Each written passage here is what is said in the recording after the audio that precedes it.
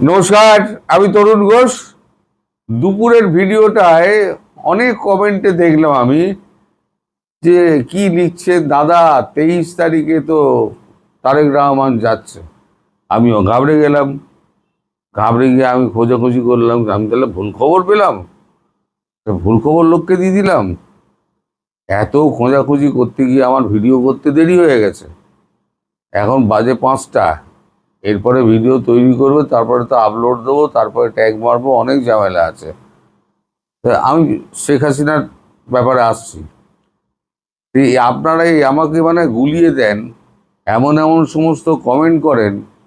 সে comment করলে পরে আমি নিজে একটুখানি ঘাবড়ে যাই এবং নিজের প্রতি সংশয় হয় যে আমি ঠিক বললাম তো নাকি ভুল বললাম। কারণ তারেক রহমান তো আসছে না, আমি কনফার্ম, কারণ আমি সরকারের থেকে খবর পেয়েছি। এবার আপনারা সরকার থেকে খবর পেয়েছেন কি না তা তো আমি জানি না। ফলে আমি একটুখানি খোঁজাখুঁজি করলাম। যাই হোক, এবারে কাজের কথা আসা যাক।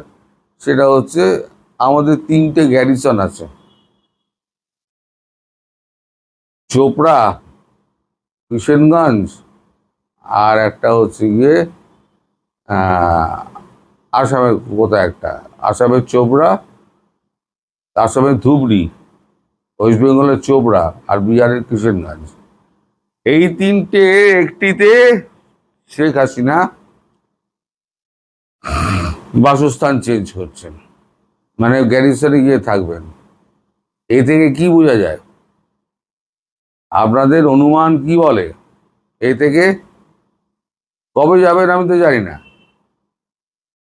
এবং এটার সরকারিভাবে নোটিশ হয়ে মানে হয়ে গেছে, নোটিশ ইস্যু হয়ে গেছে। যে কোনো দিন উনি হয়তো রওনা হবেন হেলিকপ্টারে, রওনা হয়ে ওই গ্যারিসনে গিয়ে নামবেন। এই গ্যারিসনগুলো কোথায়? এই গ্যারিসনগুলো সব হচ্ছে সীমান্তের আশেপাশে, শিলিগুড়ি করিডোর থেকে ওইদিকে তো আপনার কি বলে, পুরোটা হচ্ছে সীমান্ত অঞ্চলে 3টে গ্যারিসন। এই 3টে গ্যারিসনের কোনটায় থাকবেন এখন সেটা নিয়ে আমি কিছু মন্তব্য করব না, কারণ আমি জানি না। এটা আমি জানি না, আর এটা গোপনে রাখা হয়েছে। এইবারে ওনার বাসস্থান চেঞ্জ করার অর্থ হলো উনি সড়ক পথেই ঢুকবেন। আজকে ক তারিখ? আজকে হলো গিয়ে আপনার 22 তারিখ। তাহলে অনেক তাড়াতাড়ি উনি যাচ্ছেন। অর্থাৎ আমার মনে হচ্ছে ওনার টার্গেট হচ্ছে সেপ্টেম্বরে উনি ঢুকবেন। এদিকে তার ঢোকা নিয়েও তো সমস্যা। এর মধ্যে হয়েছে আবার কি, রিয়াজ হামিদুল্লাহ, তাকে আবার চেঞ্জ করে দেওয়া হচ্ছে। তিনি তল্পা গুটিয়ে অন্যত্র কোথায় যাচ্ছেন, নতুন একজন আসবেন। তা আপনাদের এই তারেকও এলেন না। আপনাদের নতুন নতুন যে পুরনো যে আপনার অ্যাম্বাসেডার ছিলেন, তিনিও হাই কমিশনার ছিলেন, তিনিও পাত্তারি গুটিয়ে চলে যাচ্ছেন। মানে আপনারা কি ভারতবর্ষের সঙ্গে সম্পর্ক শেষ করে দেবেন? তা ভালো। ভারতবর্ষের সঙ্গে সম্পর্ক শেষ করে দিয়ে একদিকে আমরাও নিশ্চিন্ত হই, একদিকে আপনারাও নিশ্চিন্ত হন। এক ভদ্রমহিলা আমায় লিখেছেন, নামটা লিখবো না, উচ্চারণ করবো না, কারণ তিনি মহিলা তো। তিনি বলছেন তারেক রহমান খুব ভালো দেশ চালাচ্ছেন, আগে আমি হাসিনাকে ভালোবাসতাম, এখন আমি তারেক রহমানের সমর্থক।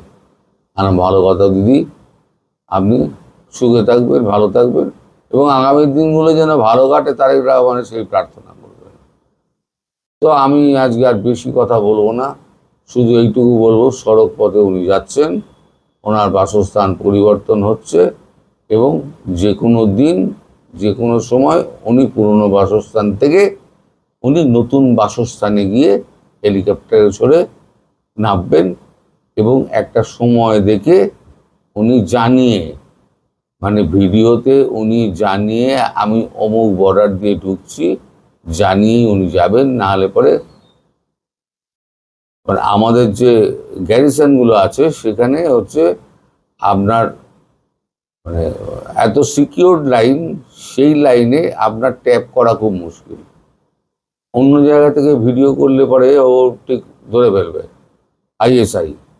কিন্তু গ্যারিসন থেকে বা পোর্ট উইলিয়াম থেকে যে সমস্ত সেনানিবাস থাকে সেখান থেকে যদি উনি ভিডিও করেন তাহলে পরে সেই ভিডিওর লিঙ্ক কেউ পাওয়া যাবে না। ওটা হচ্ছে একটা আলাদা ওয়েবে চলে, বিভিন্ন ওয়েব থাকে, তো ওই আলাদা ওয়েবে চলে, নিজস্ব ওয়েব। তো ওই ওয়েবে গেলে পরে আপনাদের মানে বক্তব্য, ওনার বক্তব্য আপনারা শুনতে পাবেন, কবে কোথা দিয়ে ঢুকছেন আপনারা সেই মতো আপনারা সেখানে উপস্থিত হয়ে যাবেন। আপনাদের টেনশন খতম, আর তার আগে টেনশন বাড়বে।